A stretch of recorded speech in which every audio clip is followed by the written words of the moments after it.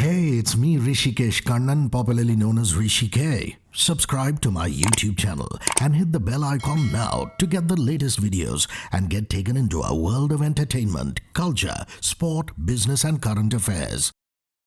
Aaron Finch, former Australia skipper, is on Cricket Live on Star Sports through the course of the IPL. Big fan, mate, and thank you for doing this. Thank you. Pleasure being here. Aaron, I'm going to start with some of your career highlights before I actually get into the IPL stuff.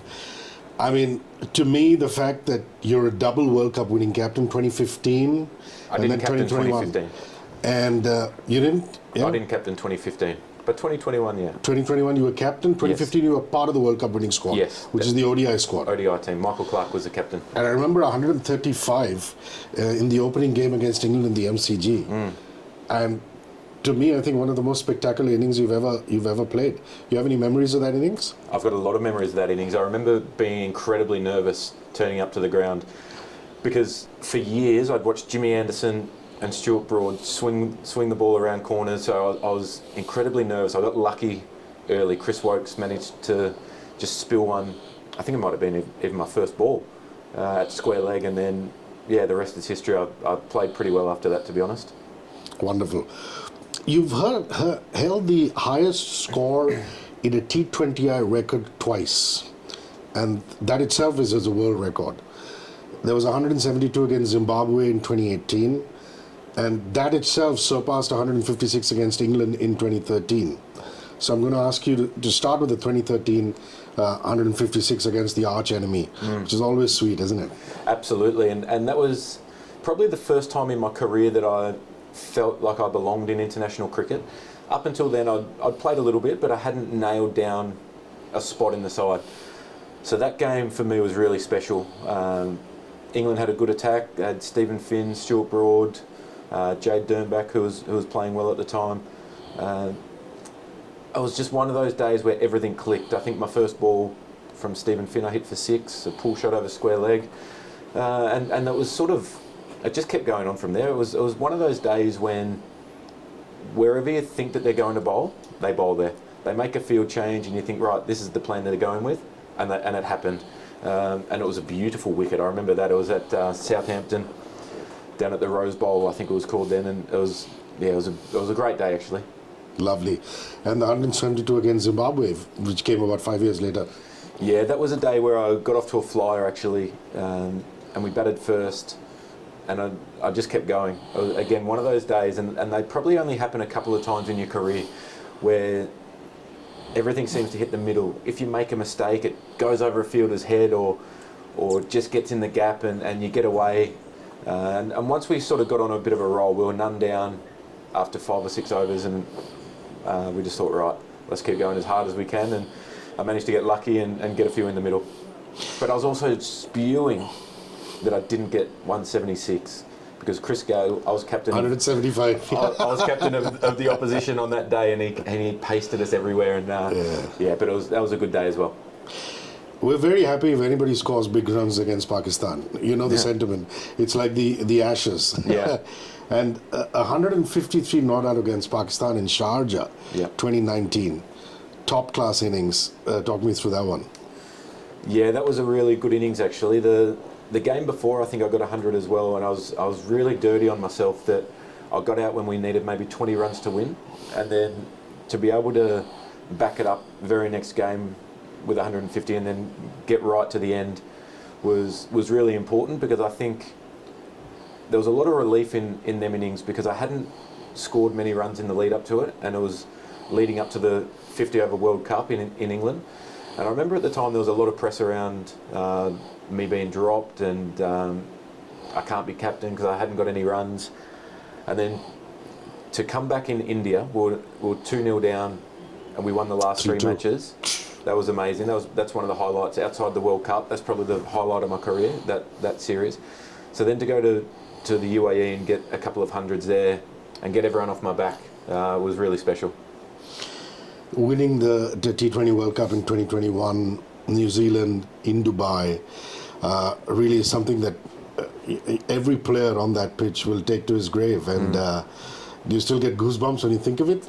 Yeah, I'm not one to watch too many cricket highlights. I love watching games live, but I must admit the game against Pakistan, I've watched the Matthew Wade and Marcus Stoinis partnership quite a few times because that was just incredible. We came from nowhere to win that game, and then the final against New Zealand, for us to... We had a bit of luck in that tournament too, to be honest. We won 6 out of 7 tosses. So that was important because chasing was the feature of that tournament, I guess, with the amount of dew that was coming in. A tricky chase, I think 177 or 176, and that was really a special performance. I just remember how tight we were as a unit. We had the time of our life, even though we're in a COVID restricted bubble. Everyone just had so much fun on that trip. We made it as enjoyable as we could. We played golf together, we'd have a few beers together just to celebrate everyone's success as a group, but also individually, and how tight-knit that group became, especially in a difficult time for everyone around the world of COVID was really special. 9 seasons of IPL, Aaron, and some of your mates must rib you that there was a different team most years. I think 2 years with Gujarat Titans, if I'm not mistaken. Good years with Gujarat Lions, yeah. 2 years with Delhi. With Delhi. Yeah, but 9 teams is a lot, eh? Just goes to show I wasn't very good. Yeah, no, don't say that. And 88 in 2014 playing for Sunrisers Hyderabad. That was your highest score. Against Delhi at Dubai. Again in Dubai, yeah. That was an interesting year because in the auction, Hyderabad had picked myself and Shikha and David Warner. So we had 3 opening batsmen and someone had to bat at 3. So that sort of changed a little bit. That was a really important innings, I think, because it was a game against Delhi that sort of helped kick our season on, and we just missed the finals. But that was I had a really good partnership with David Warner throughout that. I think it was over 100. So that was really cool as well. And your 2 years with the Gujarat Lions, 2016 and 2017, there were 2 defining innings. One was in 2016 a 74, and the very next year a 72. Yeah. Those must be special ones too. I think one was against Bangalore. I was batting at number 4. So I opened the batting in the first few games, got injured, and then come back and batted number 4. And I think we were 2 down for not many against Bangalore, chasing like 151, tricky chase. And I just thought, right, I'm just going for it. And it was, again, one of those days where I tried to slog my first ball off Badri. Slid one in, just missed leg stump, and then the next 2 I hit for 6. So I was off to a flyer again. I had some great memories playing with the guys at Gujarat. That was great fun. Again, we enjoyed each other's success, and the 74, I can't remember that one right off the top of my head at the moment. There was a 74 in 2016 and a 72 in 2017. Yeah, but you just described playing for the Gujarat Lions, which obviously is special. The most recent one was playing for KKR. Yeah. There was a year ago a 58. You must remember that very vividly. Not too long ago. That was at Brabham, I think, and we were chasing a big total against Rajasthan. Josh Butler got 100, as it seemed like he did every game in that season. He's been on fire for a long time. He's a great player. And myself and I actually ran Sunil Narayan out without facing a ball. He opened the batting, and then myself and Shreyas Iyer had a really good partnership, and I got out just at the wrong time. So they're things when you look back, and it's not about the runs that you got, it's about the time that you get out, and I still kick myself for things like that because we should have chased 220 at Brabham. But it's one of those things. Everyone's trying their best. And sometimes do you look back at Pune Warriors, the team, and said, it was short-lived, it wasn't meant to be. You had one distinctive innings with them in 2013, which was an innings of 67. Yeah, we had a really good side, and it was disappointing how it all played out there.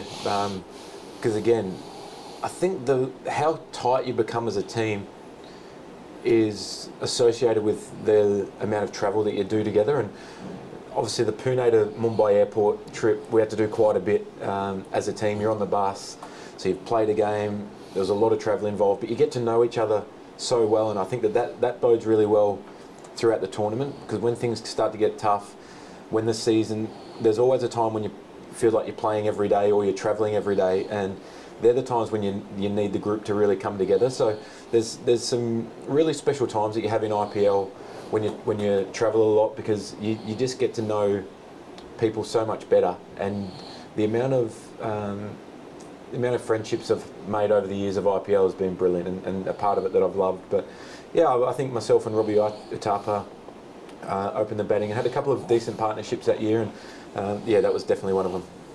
Well, look at you now, commentating. Paul Collingwood's also your co-commentator. Yeah. You know, going at each other on the mic. I like the kind of ribbing in the video. It's a good banter there. But this is fantastic. The Star Sports facility, we've just been given a guided tour of it. It looks like out of Star Trek or Star Wars and things like that. This is my first day as well, and it just blew my mind. But you must enjoy this. I mean, the whole banter. I actually saw 2 videos on the way here on the Star Sports YouTube channel, where you gave us the lowdown on the Gujarat team and another team. Yeah. And I'm going, you know, Finch is good. Well, enjoying yourself? I love it. I've done a little bit of commentary in the Big Bash, and then to come over and do the ODIs with Australia and India. Obviously, it's always better when Australia wins in a really close series. But I love talking cricket. I love trying to, I suppose, help the viewers understand what players go through, different emotions that you have, and try and give people a little bit more of an insight into that, as opposed to just what you see on the screen. So that's something that I've really enjoyed doing so far, and my wife says I talk about cricket too much, but what better place to do it than India, where cricket blows my mind every time I come here. I think this is my 30th time in India, and it still blows my mind how much people know about cricket in this country. Well, I'll be honest with you, we love Australians a lot. And to me, I think of Sir Hrishi Beno and Tony Greig's commentary, and I still get goosebumps. Yeah. God bless them. Yes, absolutely. As a kid, I mean, who were those commentators you grew up listening to? I mean, it was absolutely Tony Greig, Bill Lawry, the banter that they used to have together. Tony Greig's pitch reports where he's putting the key in the surface. Hrishi Beno, like that was unbelievable, and that stays with you, because it's so much of your childhood. I sat in front of the TV watching Australia play, and their voices in your ear from when you're a young girl or boy growing up. It's iconic, and people of my age or older, they associate cricket with Tony Greig, Hrishi Beno, Bill Lawry, these guys who weren't playing at the time, but they were such an integral part of it. And you know, you're looked upon as a mentor by a lot of these young players. Adam Zampa, for example, you know, makes no bones of the fact that you're one of the people who really mentored and nurtured him.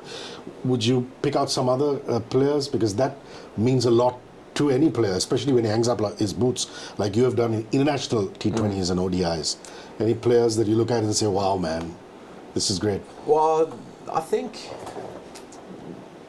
Adam Zampa's the probably my favourite one, because being a leg spinner in Australia is incredibly tough. I think the late great Shane Warne, he almost wrecked it for everybody because he was so good. So then that put almost an unrealistic expectation on everybody else. So people are really quick to judge spinners in general, but particularly leg spinners, and it is the most difficult thing to do in the game. The amount of skill that it takes to bowl leg spin is incredible. So I always felt Zamps had a great ability to get good players out, and I think if you look at his record over the last 5 years, how well he's done against Virat Kohli, how well he's done against Kane Williamson, Joss Buttler, these guys, like they're greats of the game. He always seems to get the best players in the opposition out, and sometimes you just need to help people understand the importance of a guy's role in the team, but not just in the playing 11, in the squad, because like I said before, how close a group is, when things get tough and you come together like that, that's what you need. And to see Zamps' rise over the last couple of years to becoming one of the best in the world, It's been great fun to watch, and very happy that I could play a very small part in it. The great Shane Warne used to come here every year Yep. and talk to Indian journalists. And even before Adam Zampa made his debut on the international stage, he would always say, there's a kid back home called Adam Zampa. Yep. He's fantastic. There's a kid back home. So I'm glad you nurtured him there. Let's just have a cursory glance at the IPL this year. Because we're sitting in Mumbai, home team, no Bumrah. Yeah. Will Jofra Archer be enough? Of course, there's Cameron Green in the batting department, Ishan Kishan. Your thoughts on Mumbai? Mumbai, very good side, obviously. Disappointing year last year, Yeah. where Bottom of the table. yeah, they just didn't quite click. But notoriously slow starters in the tournament. Always. If they can start the tournament well, then I think that will put a lot of fear in oppositions, because they've obviously got Rohit, who's one of the greatest, the free-flowing Ishan Kishan, and then Surya Kumar Yadav, to be able to throw them three in there as staple Indian players and almost bankers. Then you throw in Cameron Green, Tim David, these guys, DeWalt Brevis. The amount of flexibility they've got with their international players is really important. No Bumrah is going to hurt, though, no doubt. He's the best in the world, in my opinion, in T20 cricket. His ability to get wickets in the power play, although he doesn't get used as much as he does at the death. He might bowl one over up front, one in the middle, two at the end. So that's a real hole to fill for Mumbai Indians. But I mean, when you look down their list, they've got so much star power, they've got so much firepower, and Cameron Green will be integral to that, I think. They've got the power at the top, Tim David in the middle order. It's a solid team. They'll take some beating. Haydos calls CSK Dad's Army. He says, Haydos says Dad's Army. Yep. Only because, you've got Dhoni, you've got all these elder statesmen of the game, Moeen Ali, and of course, everybody's so excited about Ben Stokes. Yeah. So your thoughts on CSK, and what could be Dhoni's last IPL? They're always a team to beat, because they seem to win the close moments, and that's what having a team together for quite a long time. They've been very stable from everything from their coach right through to their playing list. They don't have a huge amount of turnover. Even when the mega auction comes up, they get a lot of the same guys back. So you can call them Dad's Army, but that's experience, and to sprinkle in a little bit of ignorance of youth at times, and I guess a bit of a cowboy way of playing where there's no fear at all, and guys just go out and smack it or look to be aggressive bowling and take wickets. When you've got a good combination of that makes for a really exciting team, and obviously led by Dhoni. But the one player that I'm super excited to watch again is Gurkharad Gaikwad. Ruturaj Gaikwad, yeah. Sorry, yeah, and I think he's a superstar in the making. Once he gets in, he's so hard to get out. So I love watching him bat, and it's so hard to play against him because he's got so many options. Last year's winners, Gujarat Titans, I mean, they've got Shubman Gill, Yep. a guy to watch out for. Dave Miller, how good is he? Yeah. Last year's top scorer. I mean, you could argue Kane Williamson or Matthew Wade, and of course there's Alzari Joseph, the West Indian. What do you make of their chances? They'll be very good again, because I think that they've got, with David Miller missing the first couple of games, if I'm not mistaken, with international duty, I think that then Matthew Wade will come in, and I hope they use him at number 6 or 7, and be that real finishing role. I think last year they got a little bit confused where to use him best. Tried opening, tried 3. He can be so destructive up there, but I think when you've got Shubman Gill at the top, when you've got Saha, who had a great year last year, I think that they can open the batting and be as dangerous, whereas at the bottom order, Matthew Wade can be destructive. If you combine that with David Miller, depending on the combination, then I think that is a powerful lower order for any team. The fact that we get a lot of teams bowl more leg spin these days, having left-handers in that middle to lower order plays a big part as well. So I see a huge opportunity for them again. Hardik Pandya, for him to stay at 3, potentially, or even 4 if Williamson bats 3. Their bowling combination, they've got so much flexibility there as well. So they're a very exciting team, and they'll be hard to beat if they start well. And I think a lot of that revolves around Shubman Gill. Okay, we'll look at just one more team because we're running out of time, which is the Delhi Capitals. Your friend David Warner, Yeah. There's Nagarkoti, Sakaria in the pace department, Akshar and Kuldeep in the spin. No Rishabh Pant. They're still my team. They're still the team that I'm backing to win their first IPL title this year. I think that depending on how they use Mitch Marsh, we saw how destructive he was in the ODIs opening the batting. Could he open and Warner bats 3 or Prithvi Shaw bats 3? I'll be interested to see that. But the thing that I like about them is that they've got fast bowling covered, they've got spin covered, they've got the all-rounder in Marsh. They've got the experience of Warner. For me, they're a team that hasn't quite got it right when it's mattered in finals. They've not quite nailed the key moments in games, but if they can get on a roll, they'll be so hard to beat. And I think having Mitch Marsh up and running for a full season, touch wood, possibly, and he stays injury free, that will be a huge way because he helps structure up their team so well. Last question.